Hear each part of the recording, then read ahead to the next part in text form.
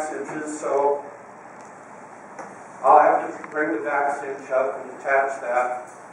And he's okay with it. I'm watching him the whole time. I'm making sure he's okay with it. If he isn't okay, we'll back up a stage or two and come at it again. But so far, this poster child's been all right. Now, when I get him saddled and get the saddle snug on his body, I'll pull the halter and just let him go. If he wants to walk off, if he wants to trot off, if he wants to gallop off, do anything he needs to. But keep in mind, we're looking at stirrups. He's got 100 pounds on him. His stirrups are flopping around too. Flop, flop, flop. That's not normal, you know. So I'm letting him do that. Let me get used to all that. Okay? So once he gets through with that, I'll put my arm up like that and with a double closed fist. And he'll see that and he'll stop.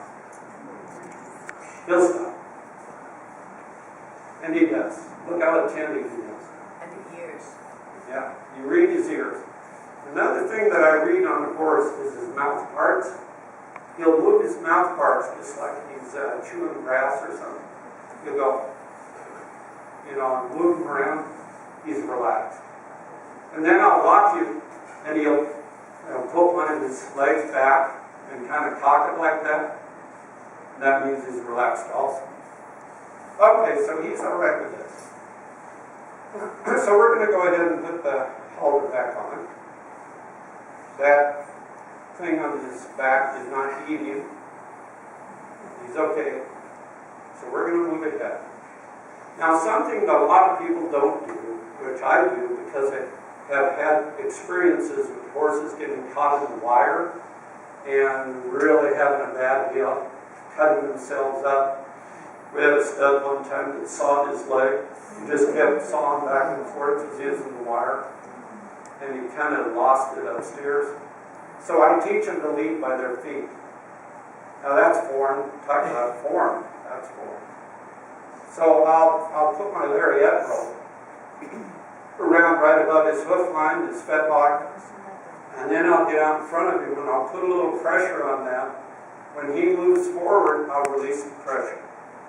Pretty soon I'll put a little pressure, release the pressure. Pretty soon you just lead him anywhere you want to go. That. Because he knows you're not going to hurt him.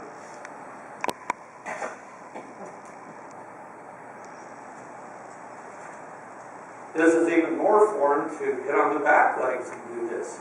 But I'm going to lead him by his back legs. So what in the world is this all about? Larry, how did you get the lariat off his front foot? I just reach down, have him pick his foot up and take He's okay with that? Oh yeah, he's fine with that. At this stage of the game when their brains are right and their trust is there, you can, within reason, you can do a lot of things. We need to know exactly what he's saying. I love you. I'm just telling you we're friends. We're going to be friends. We're going to be friends forever. So let's get on with it. Okay, now, that's strange. They'll pick their leg up and they'll fuss around a little bit. But once you realize you're not going to hurt him, he must have a reason for doing what he's doing, so it's okay. So I taught the four-legged deal now. And then I've got another thing that a lot of guys don't do, but I think really helps us a lot when we go to riding them. I drive these animals. I'll tie the stirrups together underneath their belly with just a strap of any kind so they don't flip up. And then I'll snap onto the halter in the front, and I'll go down through the stirrup and then out behind on both sides. And then I'll get out behind him and I'll drive him like a workhorse. G, ha, ha means left, G means right, back. And he gets used to that pressure. So I'll do that. That's kind of a little more. So, when I'm through with that, I stroke him, right? You stroke him. You might get tired of hearing me say that, but it's so important to do this. maintaining communication with the horse. And I usually bring them up into my chest so they can feel my heartbeat. I bring them right up in here. I get their nostrils right above my heart, right in there. Now, when I'm getting ready to ride, this is the next stage, I'm just going to lap the halter rope over my arm. I never tie it, never do anything forceful. In case he was to bolt or do something silly, I'm not going to get hung up. By the way, my number one concern is my safety. Number two, the horse. Let's keep that in mind. Let's keep that in mind. Yeah. Okay, so I'm talking to him and he says, what next? You know, let's get on with it. Now, like I said, I weigh 190 pounds. I make sure my cinches are firm, snug. And then I'll go ahead and step up into the saddle. I'll step up. He's got his ears. Where are his ears? Right, looking at me. Looking at me. What are you doing now? Yeah. Okay. So,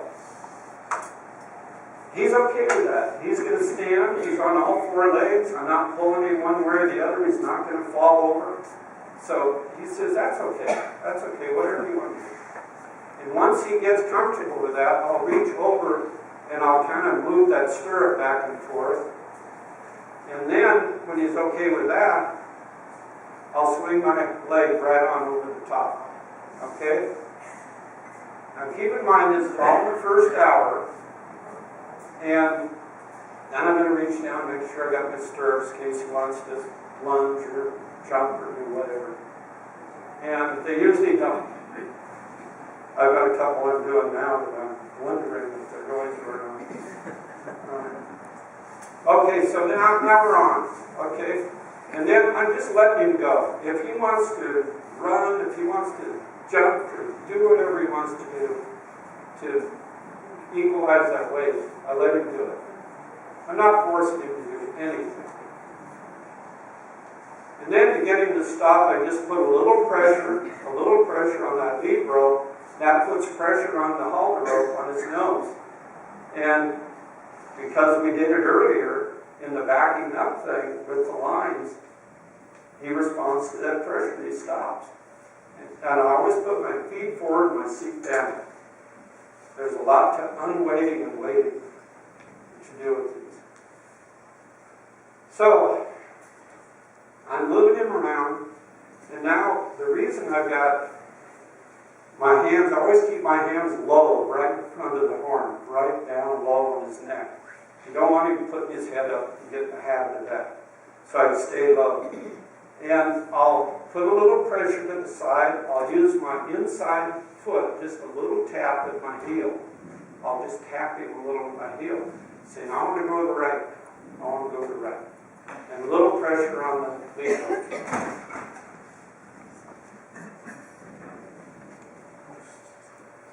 And we'll go both ways. I'll trot him. I'll let him move out. I'll gallop him if he wants to gallop. Run him, do whatever he wants to. And that's all okay. Because I've got trust in him and he's got trust in me. The last thing I do is bring him in my heart, right there. And let him hear the beat. Let him feel the beat. That's the last thing I do with this horse. I will work with this horse, any horse, for probably 2 to 3 weeks after this. But we got all this done initially, and we established a relationship.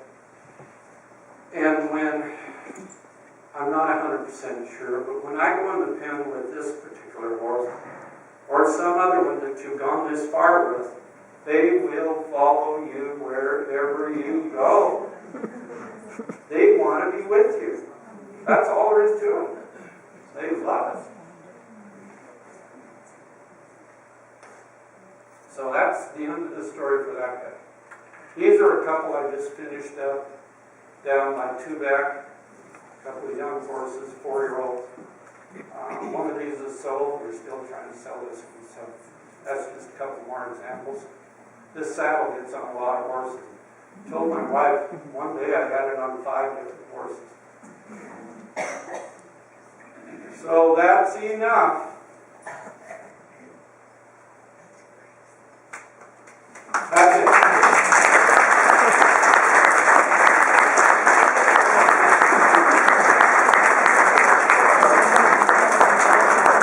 Any questions on anything? Anybody want to watch me do it someday? I'm more than welcome you. It gets lonely out there with me and the horse. Yes? How often do you get bit or kicked? I mean, horses have personalities, so some aren't as nice as others. If you go through this process with even sort of spoiled horse, you don't run into that very often. You just do not run into it.